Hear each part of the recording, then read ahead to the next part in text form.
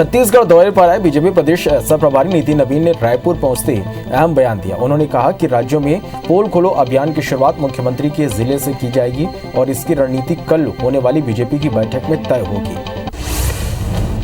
राष्ट्रपति के चुनाव पर छत्तीसगढ़ में बीजेपी और कांग्रेस के बीच नोकझोंक चल रही है। बीजेपी के प्रदेश सह प्रभारी नितिन नवीन ने एक सवाल के जवाब में कांग्रेस को चुनौती देते हुए कहा कि अगर कांग्रेस आदिवासी समाज की इतनी हितैषी है तो वह राष्ट्रपति पद की प्रत्याशी आदिवासी उम्मीदवार द्रौपदी मुर्मू को समर्थन दे। बीजेपी की द्रौपदी मुर्मू पर दिए बयान पर सीएम भूपेश बघेल ने पलटवार किया। उन्होंने कहा कि यशवंत सिन्हा भाजपा के नेता और केंद्रीय मंत्री रहे हैं, इसलिए भाजपा के सांसद और विधायक क्या यशवंत सिन्हा को वोट देंगे। राष्ट्रपति चुनाव को लेकर बीजेपी आलाकमान ने सभी सांसदों को दिल्ली बुलाया है। 17 जुलाई को समझाई जाएगी मतदान की प्रक्रिया और 18 जुलाई को राष्ट्रपति पद के लिए सभी सांसद मतदान करेंगे। एनडीए के राष्ट्रपति पद की उम्मीदवार द्रौपदी मुर्मू 15 जुलाई को भोपाल दौरे पर रहेंगे, जहां वो बीजेपी विधायक दल की बैठक को संबोधित करेंगे और समर्थन भी मांगेंगे, जिसमें सीएम शिवराज सिंह चौहान, वीडी शर्मा भी मौजूद रहेंगे। बैठक में अनुसूचित जनजाति के कई वरिष्ठ नेता भी शामिल हो सकते हैं। छत्तीसगढ़ बीजेपी सोमवार को दुर्ग में अहम बैठक करने जा रही है, जिसमें पूर्व सीएम रमन सिंह और नेता प्रतिपक्ष सहित कई पदाधिकारी शामिल होंगे। नेता प्रतिपक्ष धरमलाल कौशिक ने बताया कि बैठक में सरकार को घेरने के लिए आंदोलन की रूपरेखा तैयार की जाएगी और मानसून सत्र में प्रदर्शन को लेकर भी चर्चा होगी। नेता प्रतिपक्ष धरमलाल कौशिक ने राज्य में बढ़ते अपराध को लेकर राज्य सरकार पर हमला बोला।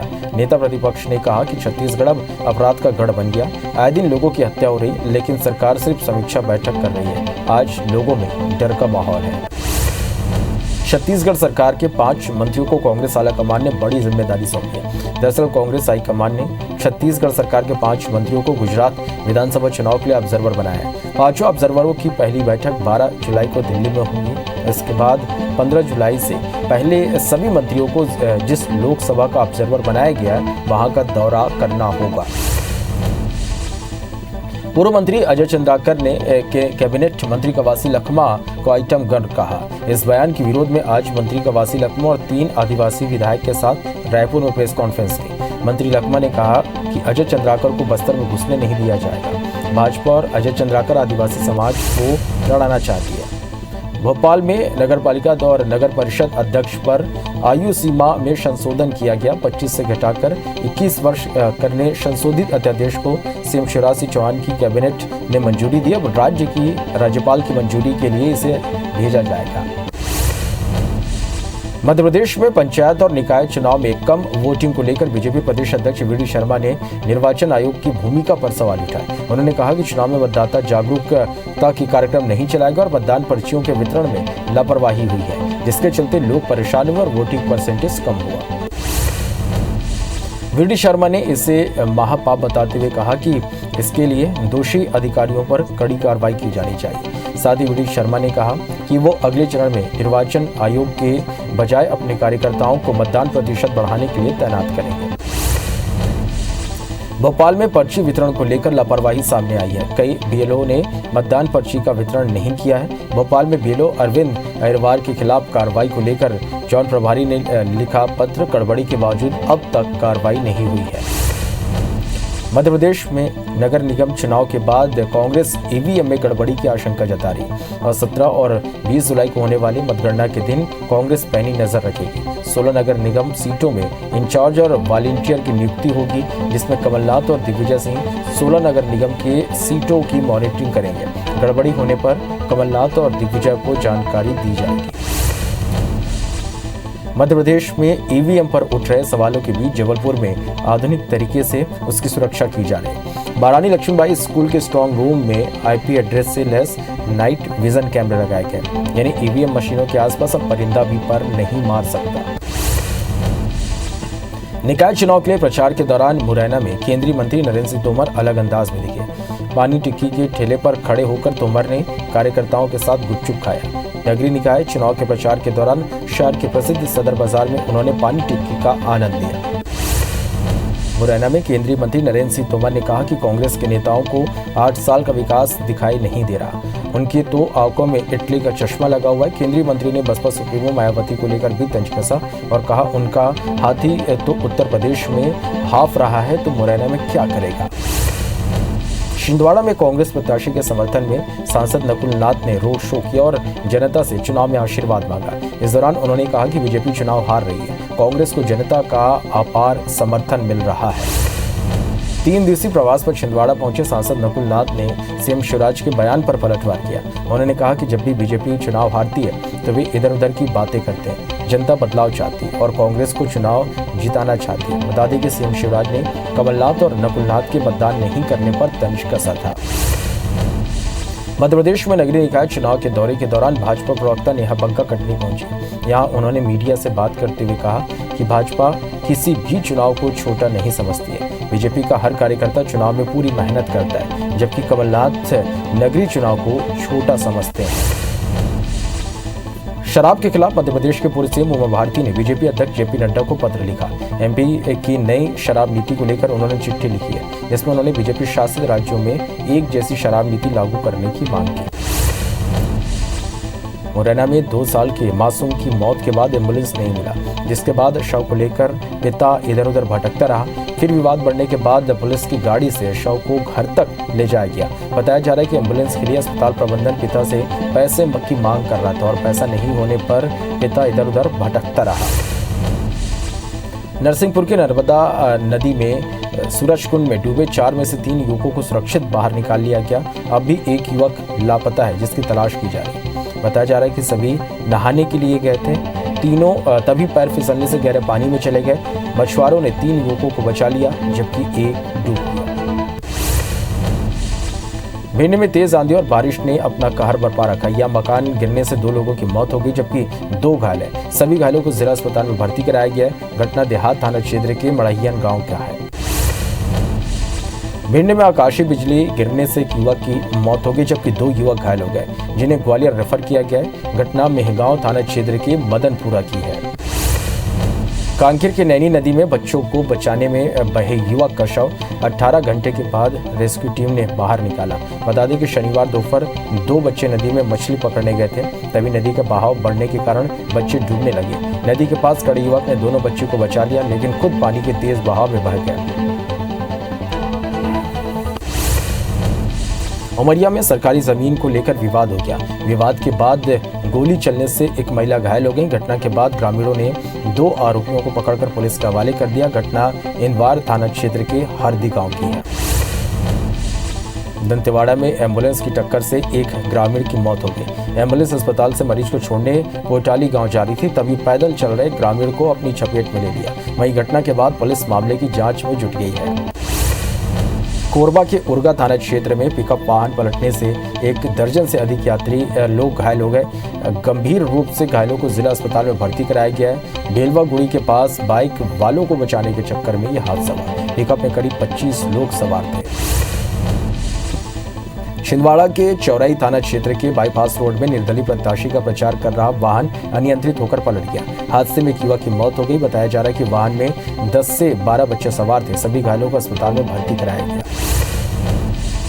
जांजगीर चांपा के पामगढ़ थाना क्षेत्र में अज्ञात वाहन की टक्कर से शिक्षक की मौत हो गई। मृतक शिक्षक के शव का पामगढ़ के सामुदायिक स्वास्थ्य केंद्र में पोस्टमार्टम कराया गया, जिसके बाद शव परिजनों को सौंपा गया। पामगढ़ पुलिस पूरे मामले की जांच कर रही है।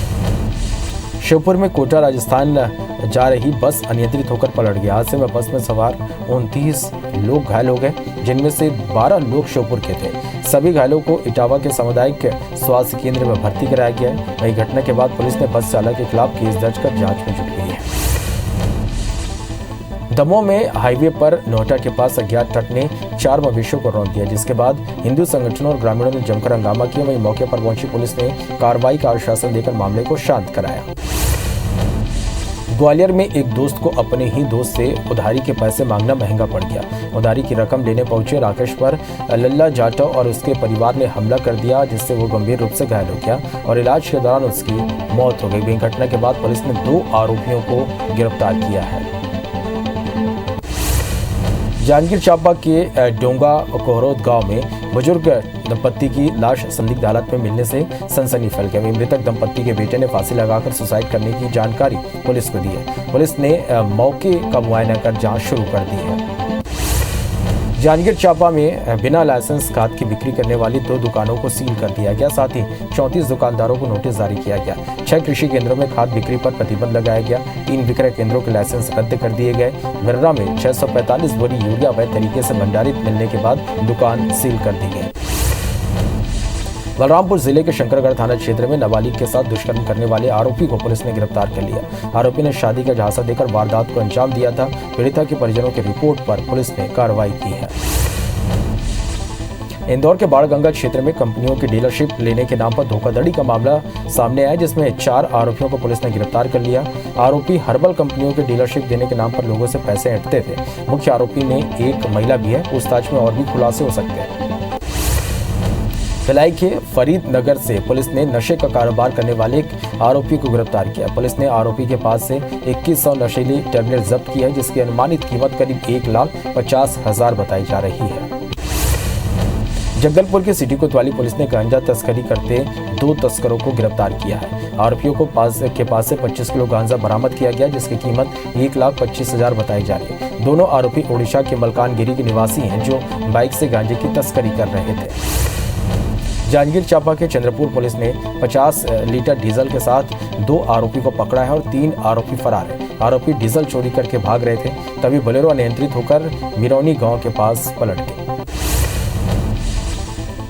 रायपुर में लोगों से मोबाइल फोन छीनकर भागने वाले 2 अलग अलग मामलों में सरस्वती नगर पुलिस ने 3 लोगों को गिरफ्तार किया। तीनों आरोपी गुड़िहारी के रहने वाले हैं। पुलिस ने आरोपियों के पास से लूटे गए मोबाइल जब्त कर लिए। दमोह के जिला अस्पताल में इलाज के दौरान 14 साल के नाबालिग की मौत हो गई, जिसके बाद मृतक परिजनों ने अस्पताल में जमकर तोड़फोड़ और हंगामा किया। परिजनों का आरोप है कि मृतक जीवित था, तब भी डॉक्टर्स की लापरवाही के चलते उसकी जान गई है। जबलपुर के पाटन में मरीज की मौत के बाद परिजनों ने स्वास्थ्य विभाग पर लापरवाही का आरोप लगाते हुए हंगामा कर दिया। सीने में दर्द होने पर परिजनों ने 108 पर कॉल किया था, लेकिन एम्बुलेंस नहीं आई। आधे रास्ते बाइक और फिर एम्बुलेंस से पाटन स्वास्थ्य केंद्र लेकर गए, लेकिन डॉक्टर नहीं मिलने से मरीजों ने दम तोड़ दिया।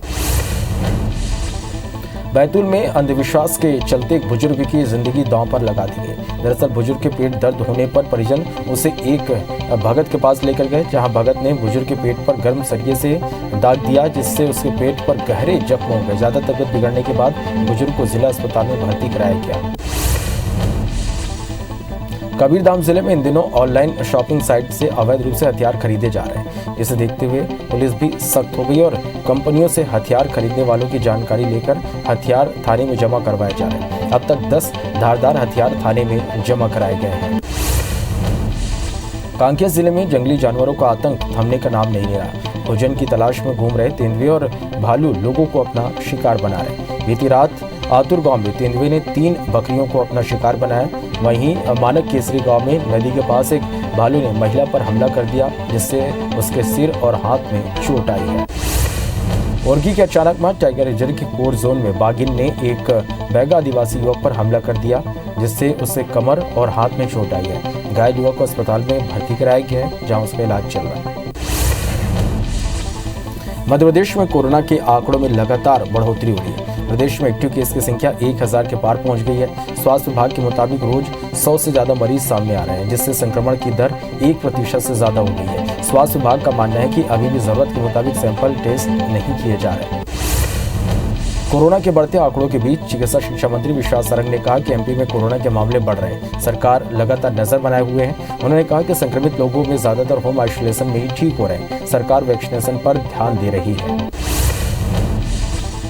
बस्तर में लगातार हो रही बारिश से चित्रकूट जलप्रपात उफान पर है, जिसको देखने बड़ी संख्या में पर्यटक पहुंच रहे। चित्रकूट जलप्रपात को भारत का नियाग्रा फॉल के रूप में जाना जाता है और बारिश के दिनों में हजारों की संख्या में पर्यटक मौसम का लुत्फ उठाने पहुंचते हैं। कांगेर नेशनल पार्क ने जगदलपुर में जिप्सी सेवा शुरू कर दी है, जिससे पर्यटकों को तीरथगढ़ और चित्रकूट सहित तमाम पर्यटक स्थलों पर जाने के लिए जिप्सी की सवारी मिलेगी। इससे स्थानीय युवाओं को रोजगार के अवसर भी मिल रहेंगे। दतिया में गृह मंत्री डॉक्टर नरोत्तम मिश्रा आगामी 1 अगस्त से पार्थिव शिवलिंग निर्माण का भव्य आयोजन करा रहे हैं। पार्थिव शिवलिंग निर्माण का आयोजन छतरपुर स्थित श्री बागेश्वर बालाजी हनुमान मंदिर के पीठाधीश्वर धीरेन्द्र कृष्ण शास्त्री की मौजूदगी में होगा। प्रदेश के गृहमंत्री डॉक्टर नरोत्तम मिश्रा ने बागेश्वर धाम पहुंचकर धीरेन्द्र कृष्ण शास्त्री को निमंत्रण दिया। महासमुंद के पूर्व विधायक डॉक्टर विमल चोपड़ा ने नशा मुक्ति सम्मेलन का आयोजन किया। इस कार्यक्रम में मध्य प्रदेश के कृषि मंत्री कमल पटेल, राज्यसभा सांसद सरोज पांडे मौजूद रहे। इस दौरान नशे को लेकर नेताओं ने लोगों को समझाया और नशा छोड़ने की आदत बनाने के लिए कहा।